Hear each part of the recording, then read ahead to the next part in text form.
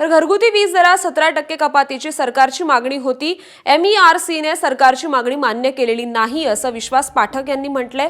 शेतीसाठी असलेला 9 रुपये वीज दर 3 रुपयांवर आणणार आहोत असंही त्यांनी म्हटलंय। त्याचबरोबर शेतीसाठी वेगळी वीज देण्याचाही प्रयत्न असल्याचं त्यांनी म्हटलंय। त्यांच्याशी बातचीत केली आमचे प्रतिनिधी अभिषेक मुठाळे यांनी। आपण पाहूयात। महाराष्ट्र वीज नियामक आयोगाकडनं मध्यरात्री उशिरा वीज संदर्भातले नवे दर हे लागू करण्यात आले। 1 एप्रिलपासून हे नवे दर लागू होणार आहे। एकूणच सरासरी असं दिसतं आहे की 10% दर कपात करण्यात आली आहे। मात्र नेमकी कशा प्रकारे ही दर कपात असणार आहे, काही ठिकाणी आपल्याला यामध्ये दरवाढ देखील दिसते आणि हेच आपण समजून घेणार आहोत। माझ्यासोबत विश्वास पाठक सर आहेत, जे महावितरणचे संचालक आहे। आपण त्यांच्याशी बातचीत करूया। सर, एकूणच महावितरण मध्ये देखील आपल्याला दर कपात ही पाहायला मिळत आहे 10%।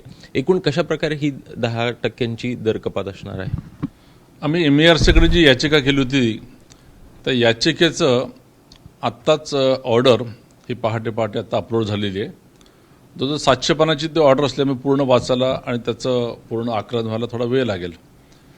मात्र सकृतदर्शीने असं दिसतं आहे की महावितरणने साधारणतः 48,000 कोटीचं रेव्हेन्यू गॅप अशी दाखवली होती, मागितली होती। त्याच्या विपरीत MERCने 44,000 कोटीचं सरप्लस असं केलं आहे। ही जी मोठी गॅप आहे त्यामुळे एकंदरीतच आम्ही ज्या ज्या गोष्टी मागितल्या होत्या त्या पूर्णपणे तशाच्या तशा दिसत नाही आहेत। मुद्दा नंबर 1 असा आहे की याच्यात जर फार तफावत असेल तर आम्ही रिव्ह्यूमध्ये जाऊ शकतो, अपिलात जाऊ शकतो आणि आमची बाजू मांडू शकतो।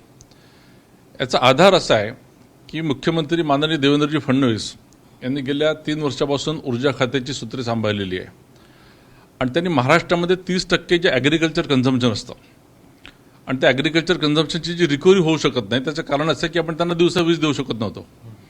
तर मुख्यमंत्री सौर कृषी वाहिनी योजनेच्या माध्यमातून आपण दिवसा त्यांना सोलारच्या माध्यमातून वीज द्यायला सुरुवात करणार आहोत। पुढच्या 1 वर्षानंतर जवळजवळ 15,000 मेगावॅट हे सोलारच्या माध्यमातून शेतकऱ्यांना दिवसा वीज मिळेल।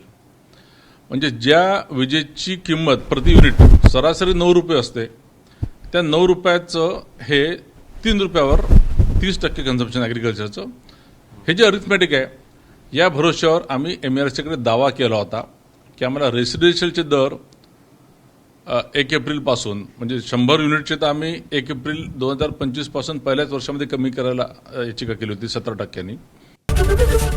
ABP माझा, उघडा डोळे बघा नीट।